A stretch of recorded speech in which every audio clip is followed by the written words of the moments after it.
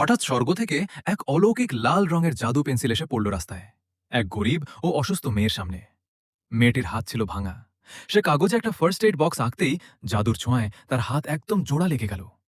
এবার সে কাগজে একটা সুন্দর লাল রঙের পোশাকের ছবি আঁকল, আর সাথে সাথেই তার পরনের ছেঁড়া জামা বদলে হয়ে গেল দারুণ এক রাজকুমারী ড্রেস।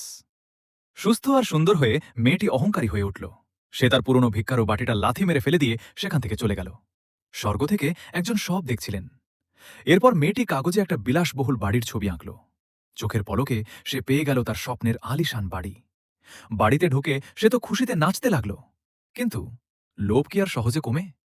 এবার সে কাগজে আঁকল ডলারের ছবি, আর চারপাশ থেকে বৃষ্টির মতো টাকা পড়তে শুরু করল। টাকা পেয়ে মেয়েটি খুশিতে আত্মহারা।